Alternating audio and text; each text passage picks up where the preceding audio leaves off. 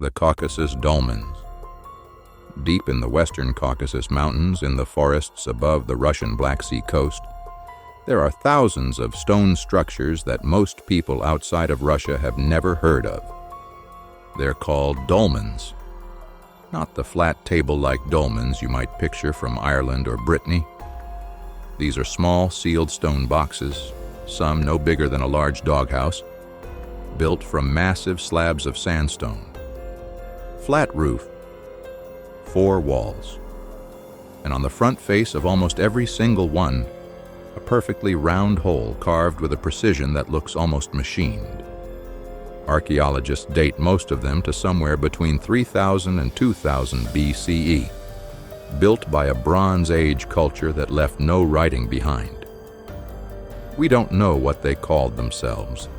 We don't fully know what they called these structures.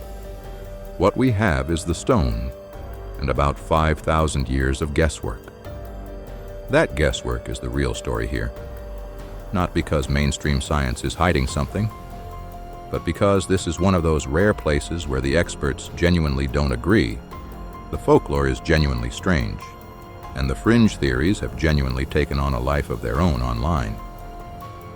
Tonight, we're going to walk through all three. What the evidence actually shows, what the local legends say, and what the ancient aliens and lost civilization crowd claim. So you can decide for yourself what holds up.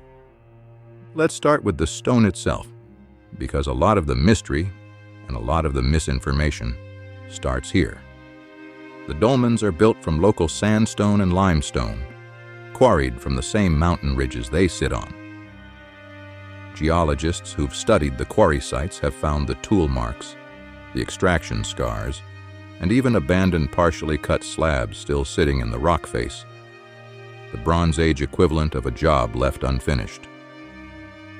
That detail matters because one of the popular claims you'll see online is that these blocks were poured as a kind of wet, moldable, liquid stone, similar to the geopolymer concrete theory that gets applied to sites like Pumapunku in Bolivia or the walls of Sacsayhuaman in Peru. It's a genuinely interesting idea when applied to those sites. Then geopolymer concrete does exist as a real ancient and modern technology in some contexts. But for the Caucasus Dolmens specifically, the geological evidence doesn't support it.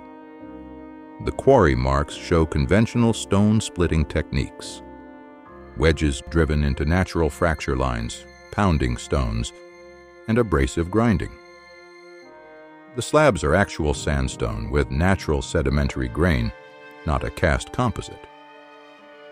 What is genuinely impressive is the precision of the joints. Builders cut U-shaped grooves into the edges of the side slabs, and the roof and floor slabs slot down into those grooves, a real tongue and groove system.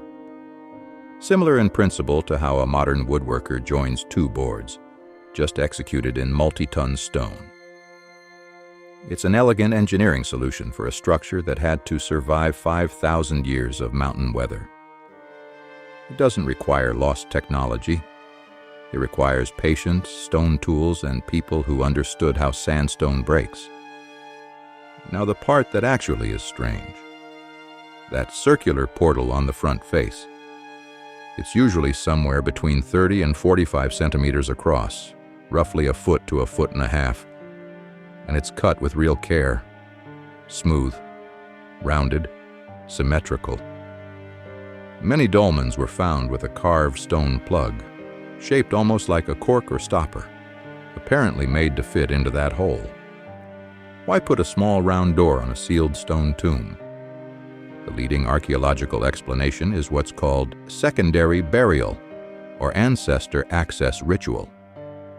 Bronze Age Caucasus cultures, based on comparative evidence from similar sites in the region, appear to have practiced burial customs where a body was placed inside, sealed for a period, and then the portal was reopened later, sometimes to add more remains, sometimes for a ritual involving the ancestors, sometimes simply to retrieve bones for a secondary ceremony. Excavated dolmens have turned up multiple sets of remains inside a single chamber, which supports the idea that these weren't one-time use tombs, but were reopened and reused generation after generation. There's also a practical theory. The small hole would have made it far easier to place remains and grave goods inside a heavy sealed structure without having to lift or remove an entire wall each time. Neither of those explanations requires anything exotic, but they also don't fully explain why the hole is so precisely round, or why some dolmens have decorative carved rings, zigzags, or false door facades chiseled around the opening, clearly meant to be seen and to mean something, not just a functional access point. That symbolic weight deserves more than a passing mention. A door built into a sealed tomb is a strange contradiction on its face. It invites entry while the rest of the structure insists on permanence and closure. Comparative archaeologists have pointed to this same tension in burial architecture elsewhere in the ancient world. The doorway as a threshold between the living and the dead, a controlled point of passage rather than a simple entrance. Whether the builders saw the portal as a literal spirit door, a symbolic rebirth canal, or simply a ritual focal point for the living to address their ancestors, the deliberate care put into carving and decorating it suggests the hole itself carried as much meaning as the chamber it opened into. Long before archaeologists showed up with tape measures, the Circassian and Adyghe peoples who have lived in these mountains for centuries had their own explanations, and they're worth hearing on their own terms as folklore, not as literal history. One recurring legend describes the dolmens as the homes of a race of giants, who built them for themselves or for smaller dwarf-like people who served them. In some versions of the story, the giants used the round hole to reach in and grab those smaller people to make them work. In other versions, it's the reverse. The small people built the houses and the giants lived in fear of them. Other tellings describe the dolmens as dwellings for a vanished, physically enormous ancient people entirely, with no smaller counterpart at all. These stories were collected by 19th and 20th century ethnographers from oral tradition, and they very likely reflect something universal in human storytelling. When people encounter massive ancient structures with no clear builder, giants did it is one of the most common explanations that arises independently all over the world, from European megaliths to the mounds of North America. It tells us something about how people process monumental, unexplained architecture. It's not evidence about who actually built the dolmens. A couple of other theories round out the picture, sitting somewhere between the burial explanation and pure speculation.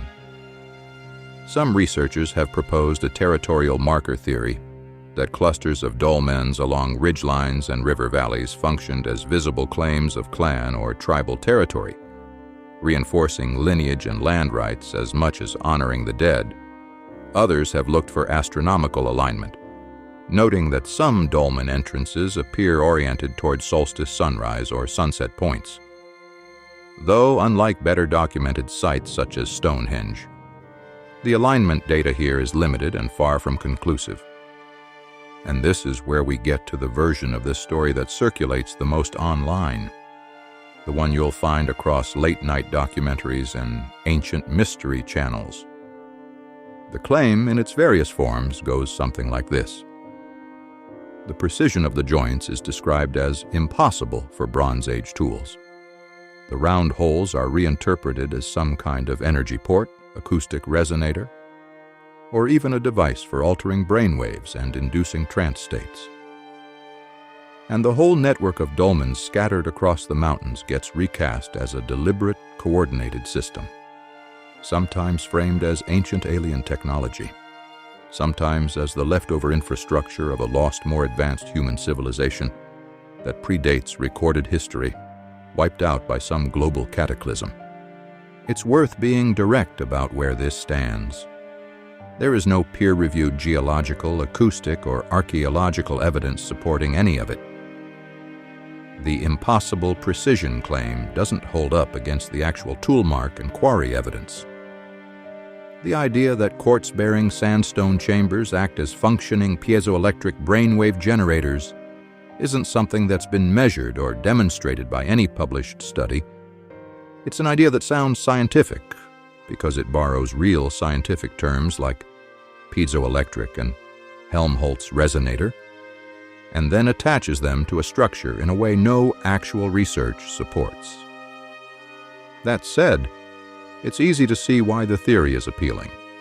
The dolmens really are precise. They really are mysterious in some respects.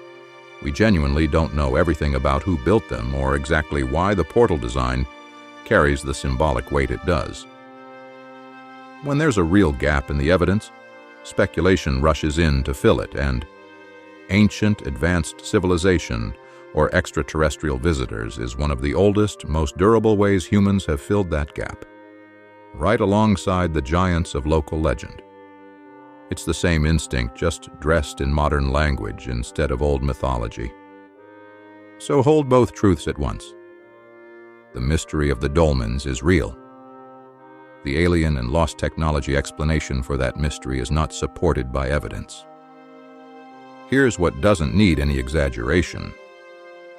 The Caucasus Dolmens are one of the largest concentrations of prehistoric megalithic architecture on Earth, with estimates ranging over 2,000 structures scattered through the mountains between the Black Sea and the high ridgelines.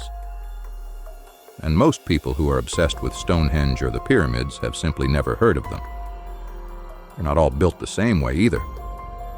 Archaeologists generally group them into a few construction types. Composite or slab dolmens, assembled from separate flat stones fitted together like the ones we've been describing. Semi-monolithic dolmens, partly carved from a single massive boulder with additional slabs added to complete the chamber. And fully monolithic dolmens, hollowed out entirely from one solid piece of rock, portal and all. That range, from assembled slabs to a single carved boulder, shows a building tradition that evolved and experimented over generations, rather than one fixed blueprint copied endlessly across the mountains.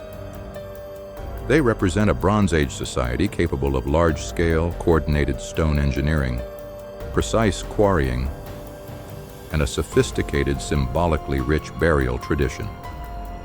Built by people who left no written record in a region that sits at the crossroads of the ancient world between Europe, the Near East, and the steppe. That on its own is remarkable. It doesn't need invented technology to be worth remembering. It needs curiosity, and it needs people willing to actually go stand in front of one of these structures. Which brings us to the practical part. Because if this story has caught your attention, this is a place you can genuinely go and see for yourself.